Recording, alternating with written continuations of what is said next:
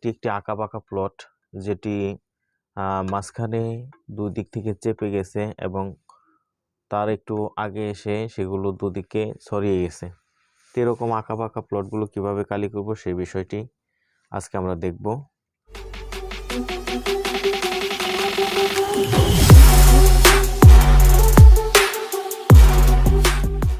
ধরুন এটি একটি প্লট, এখানে হচ্ছে 140 ফিট, এখানে হচ্ছে 150 ফিট।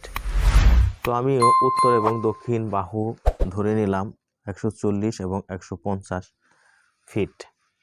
কিন্তু দেখা গেছে যে আমার এই পাশে হলো 70 ফিট এবং এই পাশে হলো 75 ফিট। কিন্তু এই 70 এবং 75 ফিট হওয়ার পর আমার মাঝের মাপগুলো কিছু জায়গায় বেড়ে গেছে এবং কিছু জায়গায় কমে গেছে। তো তাই আমি প্রত্যেকটা মাপ এখানে ওঠাবো, যেখানে বেড়ে গেছে সেখানে ওঠাবো, যেখানে কমে গেছে সেখানে ওঠাবো। আপনারা একটি বিষয় মনে রাখবেন, আঁকাবাঁকা প্লটে যত বেশি মাপ মাঝখানে নেওয়া হবে, প্লটটি কালি করা তত বেশি সহজ হবে এবং সঠিক হবে। তো তাই আমরা এখানে সর্বোচ্চ চেপে গেছে, তাই এই বরাবর একটি মাপ নিয়ে নেব। ধরুন এখানে আমরা পেলাম 60 ফিট, এখানে আর একটু বেড়ে গেছে, এই বরাবর একটি মাপ আমরা নিলাম। ধরুন এখানে পেলাম 65 ফিট। এইভাবে আমাদের চোখে যেখানে যেরকম মনে হয় যে এখানে মাপটি নেওয়া উচিত, সেখানেই এভাবে মাপগুলো নিব। এখানে লক্ষ্য করুন, এখানে যে ডিজাইনটি তোলা হয়েছে এখানে সর্বোচ্চ বেশি দূরত্ব মনে হচ্ছে, তাই এখানে একটি মাপ নেব।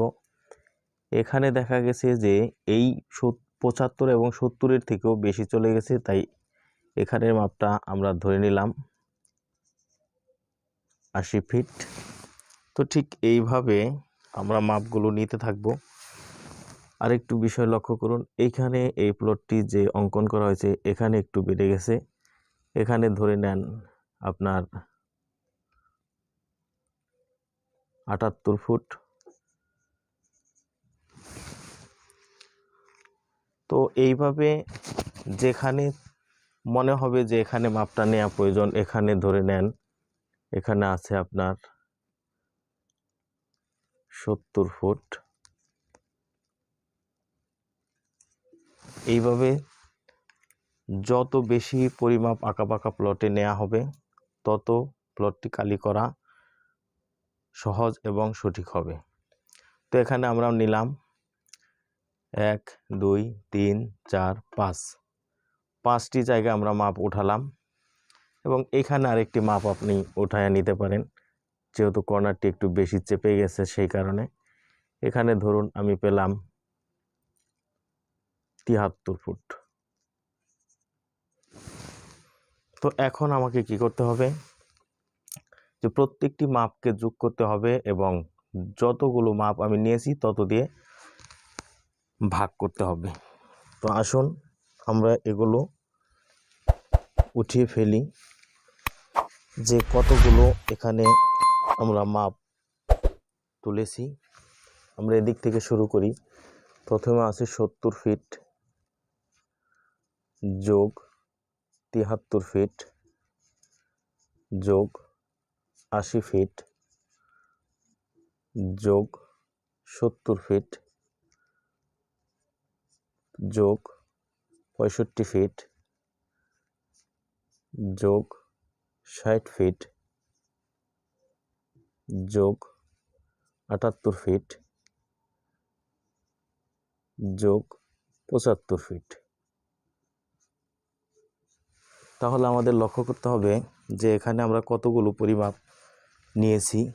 একটি বিষয় আপনাদেরকে আবারও বলার চেষ্টা করতেছি, সেটি হলো যে আঁকাবাঁকা প্লটে যত বেশি পরিমাপ নেওয়া হবে, প্লটটি কালি করা তত সঠিক হবে।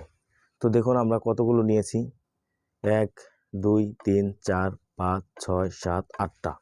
1 2 3 4 5 6 7 8টা। তো 8টি মাপ আমরা নিয়েছি। এই 8টি মাপের যোগফলকে 8 দ্বারা ভাগ করব। তাহলে কি আছে? 70 ফিট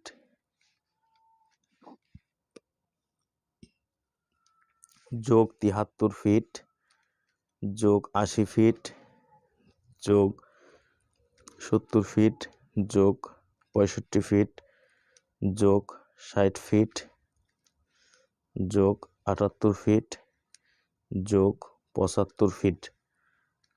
তাহলে আমাদের আসছে কত? 571 ফিট। 571 ফিট। তাহলে আমরা ভাগ করব কত দিয়ে? 8 দিয়ে। তাহলে আমার ভাগফল কত বের হয়? ভাগ 8। 71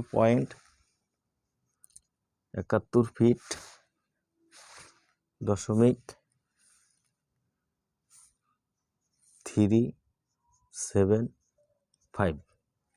তাহলে আমরা এটা পেলাম গড় 71 ফিট 5 ইঞ্চির মতো। তাহলে এখন আমরা নিয়ম যেটি জানি যে উত্তর বাহু এবং দক্ষিণ বাহুর গড় সমান এই গড়ের সাথে গুণ করে দেব আমরা। তাহলে আমরা একটি গড় ফল পেয়েছি। এখন আমরা করব কোনটা? যে 140 ফিট যোগ 150 ফিট, এটার গড় ফল আমরা বের করব।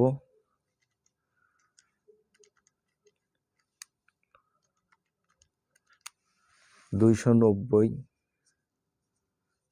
ভাগ হচ্ছে 2)। তাহলে এটার গড় আমরা কত পাচ্ছি? 145 ফুট। এখন আমাদের কি করতে হবে? এই দুইটার গড় ফলকে গুণ করতে হবে। এই নিয়মটি আমরা সকলেই জানি। তো কিভাবে? যে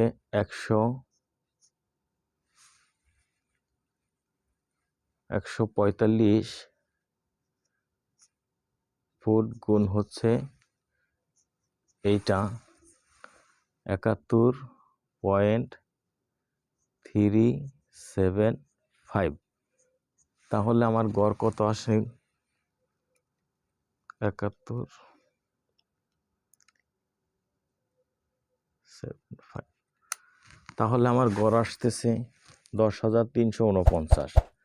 10,349.375। এখন আমরা সবাই জানি যে এখন আমাদের কাজটি কি। এখন আমাদের কাজ হচ্ছে এই গড়ফলকে ভাগ করতে হবে 435.6 দ্বারা।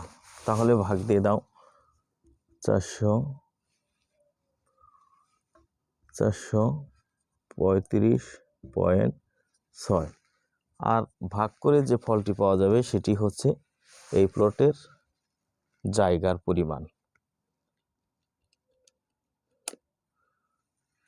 তাহলে আমরা পাচ্ছি ভাগ করে 23.758।